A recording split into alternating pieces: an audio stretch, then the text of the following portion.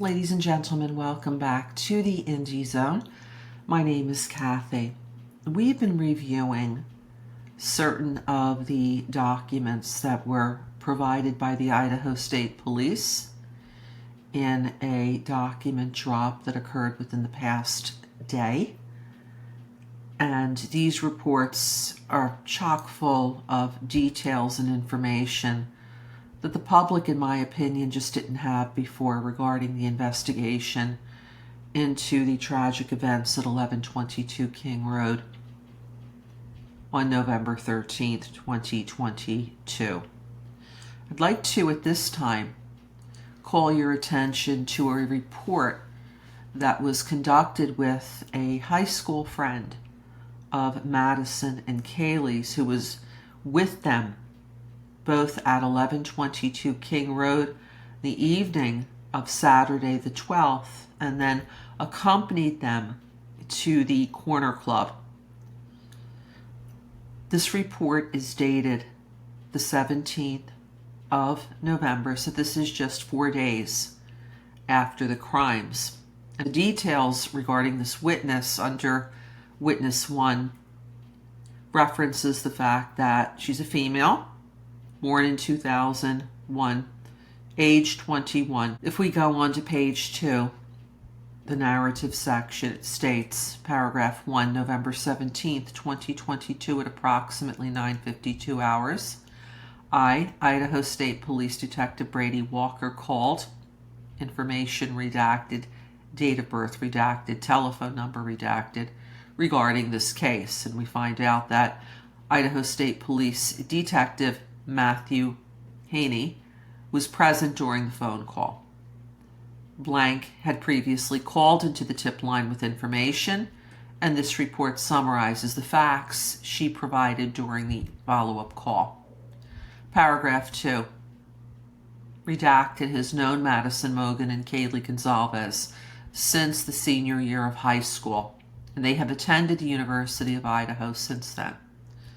Redacted was in a relationship with, and the name is redacted, was roommates with, also redacted, who was the redacted of Kaylee Gonzalez.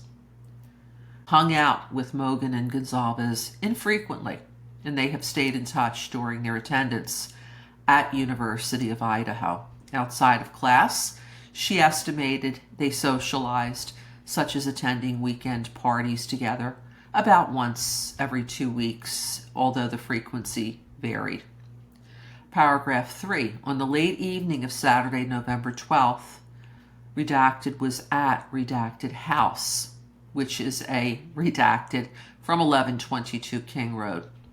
And his friends were watching sports, and redacted was getting bored. Contacted Gonzalez about wanting to hang out, and they made plans to go to the bar. Redacted went to 1122 King Road, but couldn't remember the door code. She called Gonzalez at approximately 22:20 hours, got the door code, and went inside. Redacted saw Gonzalez and redacted in the house. About 5 minutes after redacted got to the house, Madison Mogan arrived. Paragraph 4, Mogan, Gonzalez, and redacted got a ride to the Corner Club from a male named redacted. Last name was not provided, but his phone number was. And she noted several things about redacted. Was an Uber driver, and she had been getting rides from him since April 22. And she believed Gonzalez and Mogan had been getting rides from since January 2022. He was described as a white male, having redacted hair, a voice that was not deep, and believed to be shorter in stature since he scooted his seat close to the steering wheel. Redacted drove a light gray, and the rest of the information is redacted. Paragraph 5. Redacted originally met Gonzalez and Mogan and several other women, although driving for redacted. He provided his personal phone cell number as contact for rides. Redacted, Gonzalez and Mogan commonly called him for rides. Sometimes he would not charge them for rides. He was never unable to provide a ride for Redacted. Sometimes it seemed that he was not working for, and this appears to be Uber, which is redacted here, when he would give rides, and that he had left his personal life to accommodate the ride. He began carrying airplane shooters of alcohol in his vehicle in the console and had offered them to Redacted.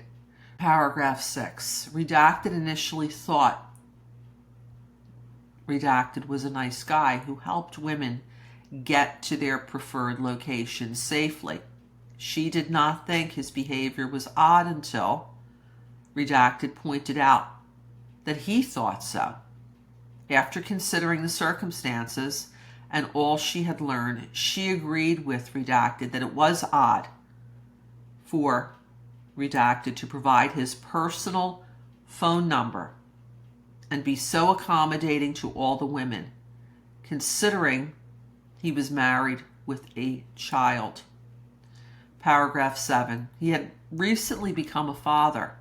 This seemed to be common knowledge. On November 12th, after Redacted picked them up, Redacted asked him how it was going being a father. He did not seem as joyful as she expected. He sighed and pointed out that it was a lot more difficult and stressful than anticipated.